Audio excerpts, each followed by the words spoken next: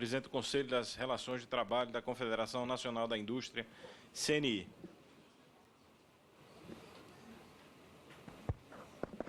Senhor presidente, na sua pessoa, eu gostaria de cumprimentar os demais parlamentares que se fazem presentes nessa comissão, na pessoa do ministro Ives, cumprimentar a todos os representantes do Poder Judiciário, cumprimentar os sindicalistas, na pessoa aqui da Graça e do Serginho, cumprimentar os meus companheiros que me antecederam, e dizer que eu tinha até preparado algumas coisas aqui, mas muito já foi dito, o que eu acho interessante, porque nós não estamos aqui a falar efetivamente simplesmente de flexibilizar ou modernizar as relações de trabalho porque estamos em momento de crise. Cada vez que nós falamos em modernização de relações do trabalho, nós somos atacados e porque dizem assim, querem suprimir direitos, querem subtrair aquilo que o trabalhador, às duras penas, conseguiu ao longo de 70 anos no Brasil. Não é nada disso. E exatamente o que tem acontecido é o que nos faz travar e sermos diferentes daqueles que hoje apregoam como economias mais civilizadas a mudança do rumo da história, ao contrário do nosso país, que vem caminhar para trás. Não é crise o que nós estamos falando, em termos de modernização de relações de trabalho. O que nós estamos falando é necessidade de mudar parâmetros e conceitos, é necessidade de afastarmos, de uma vez por todas, a ideologia que tem prevalecido nesses debates em detrimento da lógica do mundo contemporâneo. É disso que nós estamos a falar. Hoje, e mais uma coisa, quem gera riqueza no Brasil, que fica empresário e trabalhador. Que me perdoem os componentes dos demais poderes, que para cumprir a sua missão institucional, recebem, através dos impostos que são gerados pelo trabalho feito pelos trabalhadores e pelo empreendimento feito pelos empresários. O conceito moderno de relações do trabalho não pode mais conviver com essas idiosincrasias que nós vemos hoje em dia. Hoje, o conceito de relações de trabalho modernas devem perpassar obrigatoriamente, me desculpem se eu estou de costa para as pessoas que estão aqui, mas é assim que tem que ser aqui, tem que passar pela empresa sustentável, pelo trabalho produtivo, pela competitividade e pela valorização da vontade coletiva. É disso que nós estamos falando.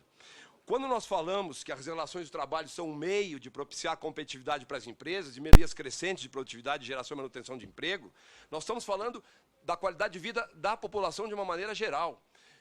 Eu não estou aqui fazendo uma defesa de interesse corporativo, eu estou fazendo a defesa de interesses para melhorar o meu país. Um país em que a indústria, no final da década de 80, respondia por 34% do PIB, hoje responde por 10%. Eu estou falando aqui de um país que tem 180 mil empresas fechadas no ano passado e que vai caminhar para um fechamento maior, porque nós ficamos, em vez de racionalizar o discurso, debatendo que terceirização é precarização, que não pode isso, que não pode aquilo. A nossa legislação nasceu na década de 40 e ela se baseou, sim, e teria que ter se baseado, e foi muito bem quando se baseou nisso, de que todos os trabalhadores são suficientes no conceito geral. Claro que ela teve importância na sua época. Agora, eu pergunto, naquela época nós tínhamos industrialização do Brasil aonde? Nós tínhamos uma população com pouca ou nenhuma qualificação, nós tínhamos nenhuma entidade representativa de trabalhadores como temos hoje, com a qualidade da representação dos trabalhadores, e já estamos vendo isso pelos trabalhadores que vão aqui usar a palavra. Nós temos um Diese que hoje senta na mesa para negociar com o sindicato patronal e sabe mais do nosso segmento do que nós. Quer dizer, como é que eu vou comparar a atual estrutura econômica, produtiva e social do Brasil, inserido em rede de competição, com aquela da primeira metade do século passado, quando surgiram os principais instrumentos legais trabalhistas? Então a gente tem que parar de fazer essa que o patronato quer isso, só quer riqueza, não sei o que. 85% das empresas brasileiras são micro e pequenas. 85% das empresas brasileiras não têm sobrevivido.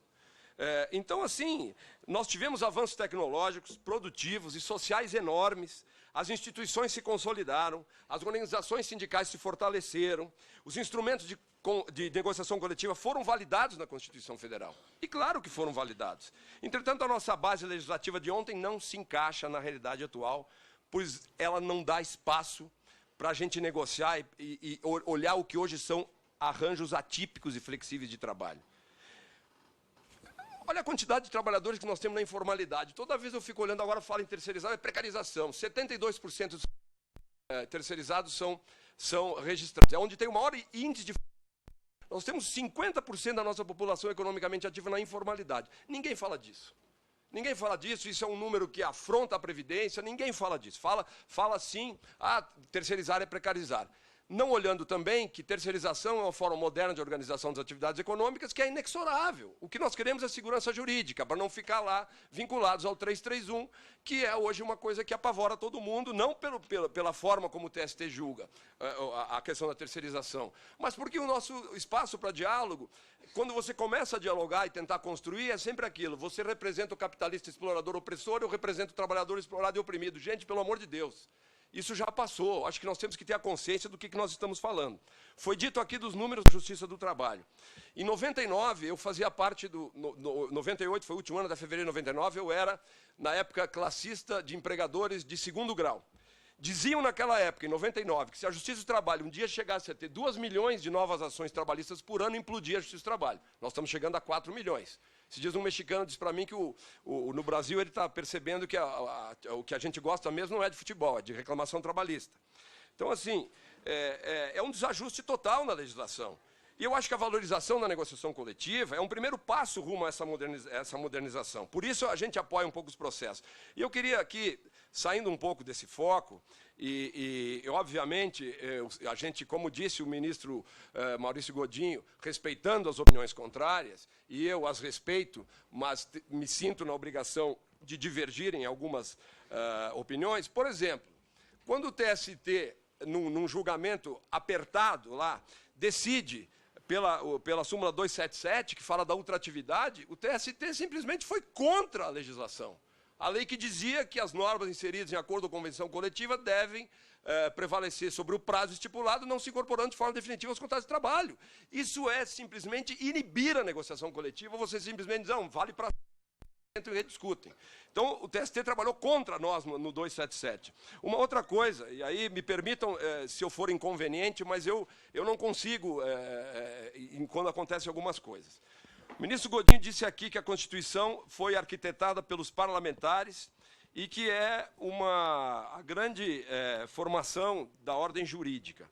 Se a legislação foi concebida por parlamentares, se ela deve, por um princípio constitucional de separação dos poderes, ser concebida, votada e formada pelos parlamentares, data máxima vênia, ministro Godinho. Eu acho que os ministros do TST que assinaram tanto aquela carta da terceirização como esse ofício agora, eles estão simplesmente, ao invés de serem intérpretes e aplicadores da lei, eles estão simplesmente dizendo ao legislativo, que é o elaborador da lei, faça isso ou não faça aquilo, porque entendemos desta ou daquela forma. Então, o senhor disse assim também, a Constituição trouxe princípios, e eu acho que devemos respeitar a todos, mas eu quero citar fatos. Nós temos hoje 12 milhões de desempregados, nós temos 170 bilhões de furo no orçamento, nós temos 180 mil empresas fechando, nós temos uma economia despencando, e eu pergunto, quem é que tem condições de levantar essa economia? É só empresário e trabalhador, ninguém mais tem condição de levantar essa economia. Então, assim, se as economias civilizadas do mundo estão partindo para isso, falam sempre da França. Porque a França é um exemplo de legislação trabalhista. A França está tentando mudar o Código do Trabalho agora, porque viram que trabalhar só 30 horas por semana não dá. Viram que estavam perdendo espaço para todas as outras economias, inclusive do leste europeu. Quando a gente fala em conciliação extrajudicial, nós estamos justamente tentando desatravancar a Justiça do Trabalho.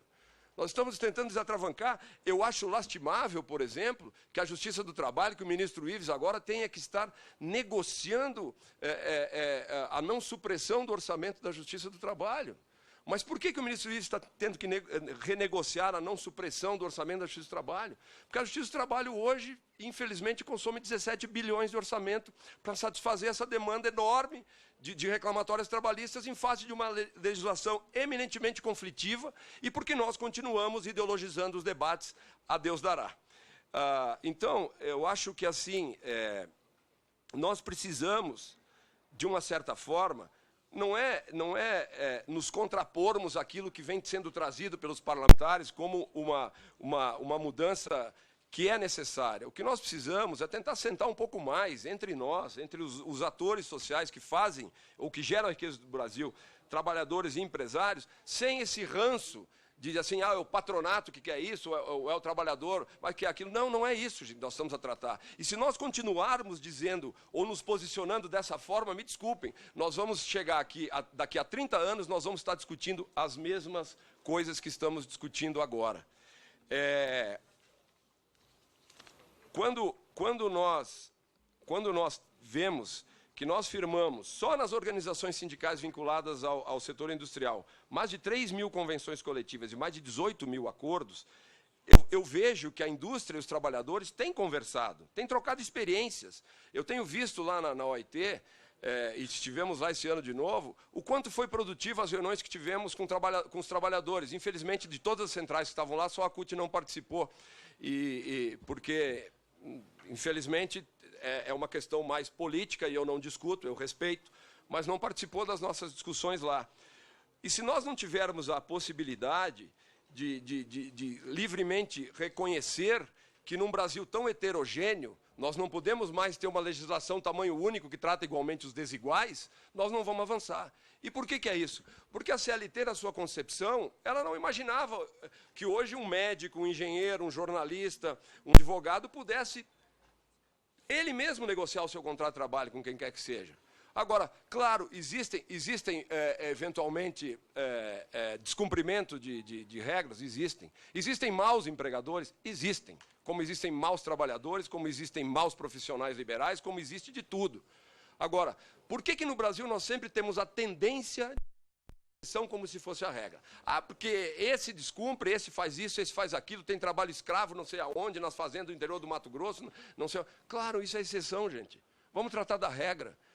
Os senhores sabem, eu queria falar agora aos trabalhadores da CUT que aqui estão e que invadiram o plenário da OIT e que foram tirados do plenário, que eu respeito muito a atitude dos senhores, porque foram lá ao plenário no livre exercício do seu direito de se manifestar, em que pede 98 anos nunca ter tido algo semelhante.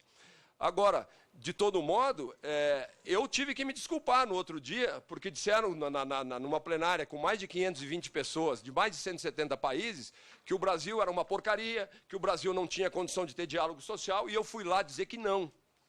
E fui lá dizer que não, que nós somos um país que ratificou mais de 80 convenções da OIT, que nós exercemos o diálogo social e que aquela invasão de plenário foi apenas uma manifestação eventual que não retrata o pensamento da maioria dos trabalhadores brasileiros.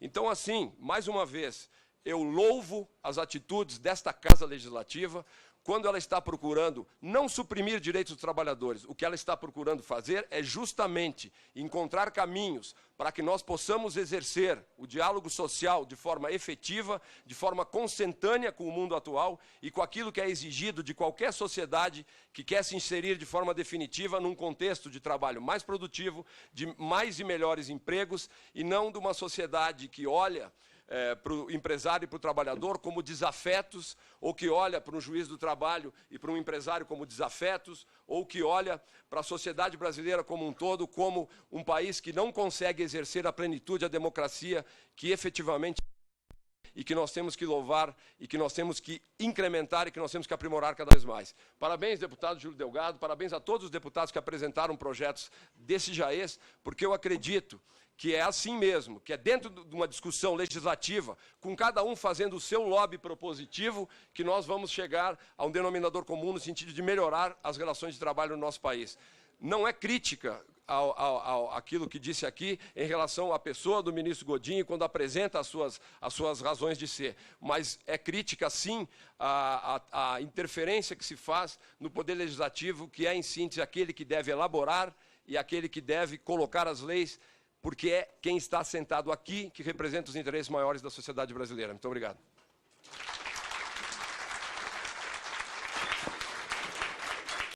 Agradeço a colaboração do senhor Alexandre Furlan, em nome da CNI, e concedo a palavra, por igual